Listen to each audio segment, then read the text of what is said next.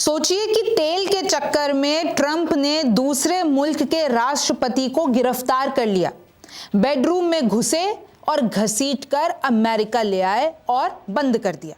यह खबर तो आपने देख ली होगी। और अब आप देखिए कि कैसे अमेरिका के खिलाफ मुस्लिम मुल्क उतर चुके हैं। नई जंग शुरू होने के पूरे पूरे आसार हैं। भारत पर इसका क्या असर होगा और कैसे अब आपको यह समझना है कि सऊदी से भी ज्यादा अमीर देश, जिसके पास सऊदी से भी ज्यादा तेल है, वो देश आखिरकार कैसे डूबा, इसके पीछे की कहानी क्या है। तो रिमझिम के 5 पॉइंट्स में सबसे पहला पॉइंट यही है कि यूएस के खिलाफ क्यों उतर गए हैं मुस्लिम मुल्क। दूसरा देखिए, क्या अब नई जंग शुरू हो गई है, कैसे भारत पर इसका असर पड़ सकता है। तीसरा है, सऊदी से ज्यादा अमीर देश कैसे डूब गया।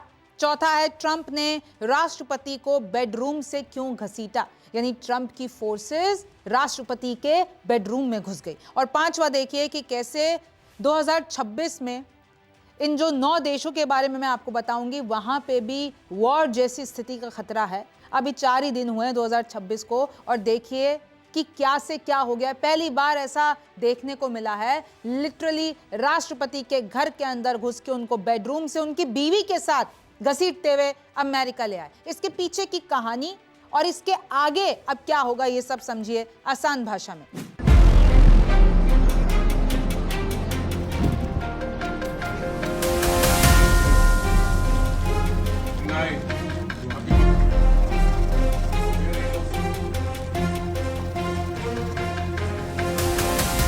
नमस्ते, मेरा नाम रिमझिम जेठानी है और आप मेरा शो रिमझिम के 5 पॉइंट्स देख रहे हैं।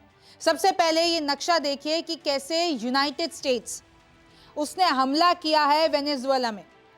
अब आप देख सकते हैं कि किस तरीके से दक्षिणी अमेरिकी देश है ये वेनेजुएला, और वहाँ पर हमला हुआ है और इसकी बॉर्डर लगती है कैरेबियन सी पे। ये नॉर्थ अटलांटिक ओशन आपको दिखेगा और इधर आपको देखिए कोलंबिया, ये क्यूबा, ये सब दिखेंगे। ये नक्शा मैंने आपको दिखा दिया। अब ये तस्वीरें देखिए, अभी तक की सबसे डेंजरस तस्वीरों में से ये एक है कि कैसे लिटरली ट्रंप ने, जो कि यूएस के राष्ट्रपति, अपनी फोर्सेस को वेनेजुएला भेजा, 150 विमान भेजे। आधे घंटे के अंदर ये लोग राष्ट्रपति के घर के अंदर घुसे और इस तरीके से उनको बंदी बना लिया, साथ में उनकी बीवी को भी बंदी बनाकर ले आया अमेरिका। अब उधर ही डिटेंशन सेंटर में डाल दिया है और वो डिटेंशन सेंटर बहुत बदनाम है, उधर बहुत क्रूरता होती है। खैर, ट्रंप ने वेनेजुएला में घुसकर राष्ट्रपति और पत्नी को लिटरली उठा लिया। राष्ट्रपति निकोलस मादुरो, पत्नी सीलिया फ्लोरेस, इन दोनों को उठाकर ले आए। दक्षिण अमेरिकी देश है वेनेजुएला, कैरेबियन सागर के पास है, तो स्ट्रेटेजिक इंपॉर्टेंस बहुत ज्यादा बढ़ जाती है ट्रंप के लिए। इस देश की आबादी 3 करोड़ है, स्पेनिश बोली जाती है, ईसाई धर्म लोग मानते हैं। दुनिया का सबसे ज्यादा तेल यहीं पे है। आपको लगता होगा कि भाई सऊदी के पास होगा, मिडिल ईस्टर्न कंट्रीज के पास, नहीं। सबसे ज्यादा तेल इनके पास है, सोने की इनके पास भरपूर मात्रा है, गैस इनके पास, नेचुरल गैस भरपूर है, और इसी सब के कारण ट्रंप ने अपना कब्जा जमा लिया है इस मुल्क पे। और अब वो आराम से व्यापार करेंगे और आराम से वो पैसे छापेंगे, ऐसा एक्सपर्ट्स कह रहे हैं। ट्रंप बोले कि वेनेजुएला का तेल अमेरिका के लिए जरूरी, और आपको पता है लोग तो मोटा माटी यही कह रहे हैं कि भाई वेनेजुएला अड़ गया था ट्रंप के सामने, तेल की डील नहीं हो पा रही थी, ट्रंप को उनका तेल नहीं मिल पा रहा था। इन्होंने क्या किया, घुसे एक मुल्क के अंदर, छोटे गरीब मुल्क के अंदर घुसे, वहां पे कब्जा किया, उसके राष्ट्रपति को उठाया और चलते बने, और अब वो अपना राज चलाएंगे और जो वेनेजुएला के रिसोर्सेज हैं उस पर कब्जा कर लेंगे।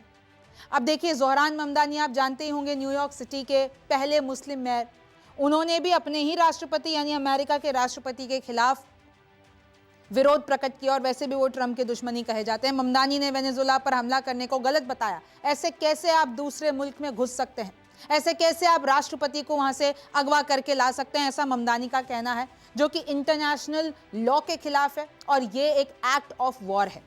चीन बोला अमेरिका मादुरो को तुरंत रिहा करे, और चीन भी क्योंकि वेनेजुएला से अच्छी खासी डील करता है, तो चीन भी इस वक्त गुस्साए बैठा है कि ट्रंप ने आखिर ऐसा कर क्यों किया। राष्ट्रपति को अगवा करना गलत है, इंटरनेशनल लॉ के खिलाफ है। नॉर्थ कोरिया भी वेनेजुएला के समर्थन में है और कह रहा है कि भाई ये यूएस की गुंडागर्दी है। ब्रिटेन बोला वेनेजुएला पर ट्रंप का बयान स्पष्ट नहीं है। ब्रिटेन तो जबकि साथी है अमेरिका का, लेकिन ब्रिटेन भी ये कह रहा है कि भाई हमें ये स्पष्ट नहीं है कि ट्रंप खुद चलाएंगे अब वेनेजुएला, अपनी सेना उतारेंगे वहां पे, या उधर का जो कार्यभार है किसी और को देंगे? क्योंकि ये बात तो ठीक है कि वेनेजुएला के जो राष्ट्रपति है वो तानाशाह माने जाते हैं, लेकिन जिस तरीके से ये हमला किया गया, जिस तरीके से कब्जा किया गया, जिस तरीके से गिरफ्तार किया गया, ये कानूनों के तहत नहीं है। भारत की 5 वामपंथी पार्टियों ने यूएस की आलोचना की है। इनफैक्ट आप देखिए, बेलारूस, मलेशिया, क्यूबा, ईरान, रूस, मैक्सिको, ये सब अमेरिका के खिलाफ उतरे हैं। इन सब ने ये कहा है कि जो अमेरिका ने किया है वो बिल्कुल भी ठीक नहीं किया है और हम इसकी कड़ी से कड़ी निंदा करते हैं। अब आप देखिए भारत पर क्या असर पड़ेगा। देखिए, भारत और वेनेजुएला में पहले डील होती थी ऑयल की, क्योंकि वेनेजुएला का सबसे बड़ा हथियार क्या है, पैसे कमाने का सोर्स क्या है, तेल। तो पहले टाइम हुआ करता था जब भारत और वेनेजुएला के बीच में अच्छी खासी ऑयल डील होती थी, क्रूड ऑयल की डील। लेकिन फिर क्या किया, अमेरिका ने वेनेजुएला पे लगा दिए प्रतिबंध, और फिर क्या हुआ, भारत और वेनेजुएला के जो बीच में व्यापार है वो एक तरीके से नेग्लिजिबल हो गया, बहुत कम हो गया। तो अब देखिए, फिर ये क्योंकि डील होती थी, हम लोग उनके साथ व्यापार करते थे, तो भारत का लगभग 9,000 करोड़ वेनेजुएला में फंसा हुआ था, अभी तक वापस नहीं आ पा रहा था, और वेनेजुएला बहुत गरीब हो चुका था। तो अब हो सकता है कि भाई अब क्योंकि ट्रंप के हाथ में आ गई है वहां की कमान, तो अब वापसी की उम्मीद है।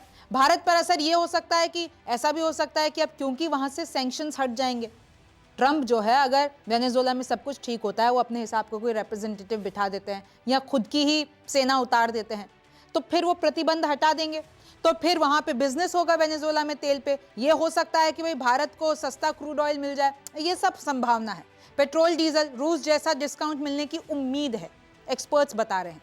यूएस प्रतिबंधों की वजह से हमारा व्यापार बंद हो गया था, और एक्सपर्ट्स ये कह रहे हैं कि भारत को फायदा ये हो सकता है कि रिलायंस और ओएनजीसी को फायदे की उम्मीद है कि भाई उनके लिए एक बिजनेस का रास्ता खुल जाएगा। अब देखिए, सवाल ये आता है, आप पूछेंगे कि भाई जो इतना अमीर देश जिसके पास इतना सारा क्रूड ऑयल है, आज सऊदी अरेबिया कितना अमीर है, तो ये देश आखिरकार डूब कैसे गया? तो मैं आपको बहुत ही शॉर्ट में समझाती हूँ। सऊदी से भी ज्यादा तेल वेनेजुएला के पास है। एक दशक में इन लोगों की 80% जीडीपी डूब गई। सोच लें आप, 80%, एक दशक मतलब 10 साल में। देश ने अपनी दौलत का मिसमैनेजमेंट किया, और आज कई देशों को इससे नसीहत भी लेने की जरूरत है। 1952 में वेनेजुएला दुनिया का चौथा सबसे अमीर देश था। सोचिए, चौथा सबसे अमीर देश।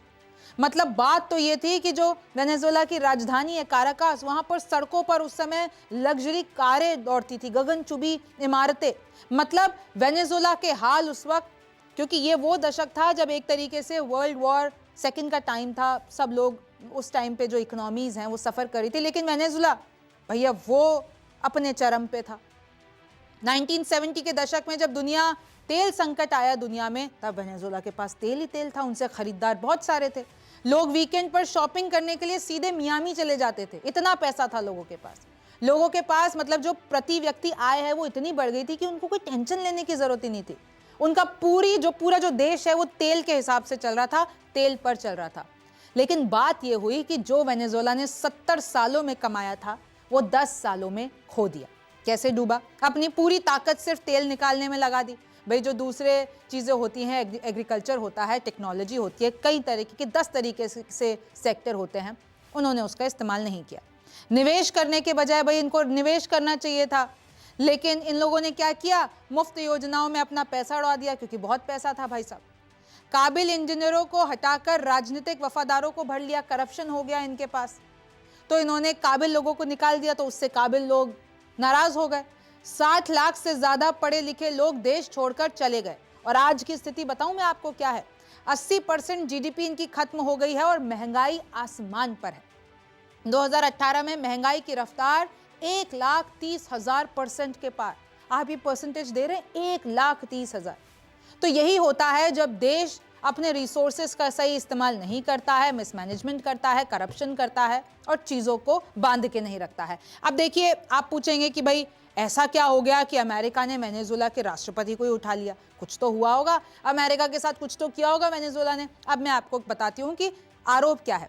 अमेरिका ने वेनेजुएला के राष्ट्रपति निकोलस मादुरो, उनकी पत्नी, बेटे और 3 अन्य लोगों पर गंभीर आपराधिक आरोप लगाए हैं। मादुरो पर कुल 4 आरोप हैं। नार्को आतंकवाद की साजिश, यानी ड्रग्स के सहारे इन्होंने आतंकवाद फैलाया। अमेरिका में कोकीन तस्करी की साजिश, यानी अमेरिका में ड्रग्स भेजते ही चले गए इलीगल तरीकों से। और वो चीज देखिए, मशीन गन भी इनके पास, खतरनाक हथियार रखने का आरोप, ऐसे हथियार रखने की साजिश की गई। मोटा माटी बात यही है कि वेनेजुला के रास्ते हर साल हजारों टन कोकीन अमेरिका भेजी जाती है। सोचिए, हजारों टन ड्रग्स वेनेजुला से आ रहे हैं। और पहले भी ट्रंप कह चुके हैं, पहले भी जांच एजेंसियां बैठ चुकी है, पहले भी आरोप लगाए जा चुके हैं। 2020 से मामला चल रहा है कि ये सब कुछ, इनफैक्ट कहा जाता है कि भाई उन लोगों के अधिकारी इतने करप्ट हैं कि वो ही बॉर्डर पास करवाते हैं। उनकी सेना में लोग, अफसर, मतलब सब करप्ट हैं। और उससे सबसे ज्यादा नुकसान कहाँ हो रहा है? यूएस में। सबसे ज्यादा नार्को टेररिज्म कहाँ बढ़ रहा है? यूएस में। इनफैक्ट उन लोगों को अपने इधर शरण भी देते हैं। ये जो बड़े बड़े गैंग्स हैं, बड़े बड़े कार्टेल हैं, उन लोगों को तनख्वाह भी ये लोग देते हैं और उन लोगों को कहीं ना कहीं सुरक्षा भी देते हैं। अब देखिए, ये बात तो हो गई कि भाई अमेरिका बहुत टाइम से परेशान था। ट्रंप भी चाहते थे कि ये सब कुछ रुके। उन्होंने, ये लोग अमेरिका वाले कह रहे हैं कि हमने ईरान की तरह इन लोगों को भी वार्निंग दी थी, लेकिन नहीं माने तो हमको घुस जाना पड़ा। अब ट्रंप के राज्य में ही ट्रंप के ही नेता ये कह रहे हैं, यानी ट्रंप के देश के नेता ये कह रहे हैं कि किसी दूसरे देश पर हमला करने का संवैधानिक अधिकार ट्रंप के पास नहीं है। 60% अमेरिकी तनख्वाह से तनख्वाह तक जी रहे हैं, और जो ट्रंप हैं वो अपने देश में विकास करें कि वो दूसरे देश में जाके हमला कर रहे हैं। और कहीं ना कहीं 100 बात की एक बात यही बताई गई है कि ट्रंप को सिर्फ अपनी अमेरिकी तेल कंपनियों का फ़ायदा करवाना था, खुद की इकोनॉमी का फ़ायदा कराना था। तो उन्होंने वेनेजुला, जो कि एक गरीब मुल्क है, लेकिन उनके पास तेल बहुत ज़्यादा है, लेकिन प्रोड्यूस करने जितना पैसा नहीं है, सोना बहुत है, रिसोर्सेज बहुत हैं, तो लगा दिया उन्होंने। अब वो मुनाफा करेंगे। तो ये सब कुछ मुनाफे का खेल है, ये कहा जा रहा है। अब देखिए, ट्रंप ने राष्ट्रपति को बेडरूम से क्यों घसीटा, जैसे कि मैंने आपको बताया। बहुत टाइम से उनके ऊपर 2020 से आरोप लगाए जा रहे थे। सबसे बदनाम जेल में मदुरा मेट्रोपोलिटन डिटेंशन सेंटर में रहेंगे, यानी एमडीसी, जैसे कि मैंने आपको बताया। यहाँ पर बहुत बड़े बड़े अपराधियों को रखा गया है। और ये सबसे बदनाम, इधर चाहे वॉशरूम मिसमैनेजमेंट है, यहाँ पे क्रूरता होती है, यहाँ पे अब्यूज़ होता है, यहाँ पे गंदगी है। उपराष्ट्रपति डेल्सी रॉड्रिग्स वेनेजुला की अंतरिम राष्ट्रपति बनेगी, यानी अभी उनको बना दिया गया है। अभी आगे डिसीजन होगा कि भाई कौन वेनेजुला को चलाएगा। ट्रंप बोले कि वेनेजुला को चलाने के लिए खास टीम बनाई गई है। वेनेजुला की विपक्षी नेता को सत्ता नहीं सौंपेंगे। आप याद कीजिए, अभी वेनेजुला क्यों चर्चा में आया था? क्योंकि वहाँ की जो विपक्षी नेता हैं, नोबेल पीस प्राइज उनको मिला, मारिया मचाडो को 2025 में। यानी ट्रंप को चाहिए था वो प्राइज, लेकिन वो मिला मचाडो को। तो ये तो वैसे भी ट्रंप के खिलाफ है। फिर ट्रंप ने कहा नहीं, विपक्ष के हाथों में सत्ता नहीं सौंपेंगे, हम डिसाइड करेंगे। अब भाई वो खुद संभालेंगे, वो किसी को खड़ा करेंगे, ये सब अभी तक कहा नहीं जा सकता। अमेरिकी हमले में वेनेजुला में 40 लोगों की मौत हो गई है। एब्सोल्यूट रिजॉल्व करके इन्होंने ऑपरेशन चलाया। बहुत महीनों पहले से इन लोगों की तैयारी थी। इनफैक्ट इतनी तैयारी थी, यूएस की सेना को ये तक पता था कि इनके पास कितने पेट हैं, वो क्या खाते हैं, राष्ट्रपति क्या खाते हैं, कितने बजे आते हैं, कितने बजे सोते हैं। जबकि वेनेजुला के राष्ट्रपति के घर में बहुत सुरक्षा है, सेफ हाउस है, स्टील की दीवारें हैं। लेकिन वो तब तक तो गेट बंद होता, तब तक तो सेना वहां पे पहुंच गई। मतलब इतना जल्दी सब कुछ हुआ कि किसी को कुछ पता ही नहीं चला। मदुरो को अगवा करने का ऑपरेशन का नाम इन्होंने दिया एब्सोल्यूट रिजॉल्व। अब देखिए, क्या 2026 में 9 देशों में होगी भयंकर जंग? अब मैं आपको बताती हूँ कि दुनिया में स्थिति क्या चल रही है। देखिए, सबसे पहले तो थोड़ा इतिहास में चलिए। यूएस ने तीसरी बार किसी राष्ट्रपति या तानाशाह को इस तरीके से पकड़ा है। अब मैं थोड़ा आपको याद दिलाती हूँ। पनामा 1989, तानाशाह मैनुअल नोरिएगा गिरफ्तार किए गए थे, उन पर भी ड्रग्स तस्करी के आरोप थे। इराक 2003, राष्ट्रपति सद्दाम हुसैन को गिरफ्तार किया गया, उनको सत्ता से हटाया गया, फिर थोड़े वक्त बाद उनको गिरफ्तार किया गया। फिर देखिए, मिडिल ईस्ट अभी भी बारूद के ढेर पर बैठा है। अब मैं आपको बताती हूँ कैसे। इजराइल, ईरान, लेबनान त्रिकोण सबसे खतरनाक है, कभी भी कोई जंग सुलग सकती है। इजराइल फिलिस्तीन का मुद्दा अभी भी नहीं सुलझा है। फिर आप आगे बढ़िए, सीरिया में फिर से सिविल वॉर भड़कने के पूरे आदेश है। बांग्लादेश में क्या हो रहा है अभी आपको पता है। अफ्रीका में सूडान की सिविल वॉर, मतलब वो फैलती ही जा रही है। इथियोपिया और इरिट्रिया के बीच पुराना बॉर्डर विवाद है। माली और बुर्किना फासे में एक बॉर्डर विवाद चल रहा है। रूस यूक्रेन 2026 में भी जारी रहेगी, जंग खत्म नहीं हो रही है। अफगानिस्तान पाकिस्तान बॉर्डर पर डुरंड लाइन को लेकर विवाद है। भारत पाकिस्तान के बीच भी रिश्ते सामान्य नहीं है। ताइवान स्ट्रेट और साउथ चाइना भी में भी चीन का दबाव है। चीन और रशिया भी कहीं ना कहीं यूएस के खिलाफ जब देखो विरोध में ही रहते हैं और कहीं ना कहीं जंग की चेतावनियां मिलती रहती हैं। और अभी आज ही की खबर है, जापान ने अपने इधर इमरजेंसी अलर्ट इशू किया है क्योंकि नॉर्थ कोरिया ने बैलिस्टिक मिसाइल फायर कर दी हैं जापान में। सोचिए, ये एक और मैंने आपको बता दिया कि कैसे एक नई जंग शुरू होने के यहाँ पर पूरे आसार हैं। बैलिस्टिक मिसाइल बरसा दी गई है। तो इस तरीके से दुनिया में इस वक्त स्थिति है। और ये देखिए, ये प्रेस रिलीज है भारत का कि वेनेजुएला में जो हुआ है तो उसमें हमने गहरी चिंता व्यक्त की है। भारत ने ये कहा है कि हम पूरे सपोर्ट देते हैं, जो वेनेजुएला के लोग हैं वो सेफ रहे। इनफैक्ट हमारे भी लोग वहाँ पर हैं, तो हमने ये भी कहा है कि भाई हमारे जो लोग हैं वहाँ पर वो ज़्यादा बाहर ना निकले। हम कोशिश कर रहे हैं कि उनको वहाँ से लाया जाए, क्योंकि अब वेनेजुएला में कोई राज नहीं रहेगा, अभी उथल पुथल चलेगी, उधर हिंसा होगी। तो ये सब कुछ चल रहा है, जो कि इस वक्त देखिए 2026 शुरू होते ही अगर ऐसा कोई इंसिडेंट हो जाता है तो 2026 में और क्या क्या होगा। आपको इसके बारे में क्या लगता है, मुझे कमेंट सेक्शन में ज़रूर बताइए। मेरा नाम रिमझिम जेठानी है, आपसे फिर मुलाकात होगी। आज हमने देखा कि वेनेजुएला में ट्रंप ने अपनी फौज को भिजाकर वहां के एक जमहूरी तौर पर मुंतखब शुदा सदर को एक मुल्क से, उसी के मुल्क से उठाकर अमेरिका लेकर चले गए।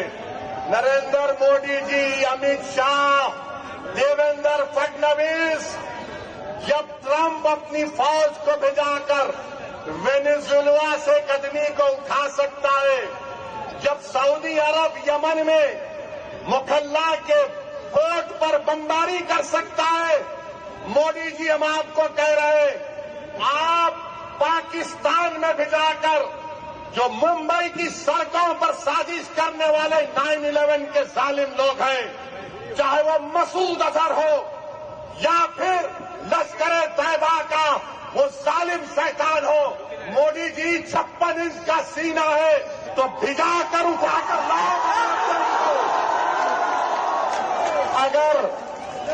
अगर ट्रंप कर सकता है तो क्या आप कम है? जब ट्रंप कर सकता है तो आपको भी करना पड़ेगा, क्योंकि मोदी ने कहा था अब की बार ट्रंप सरकार।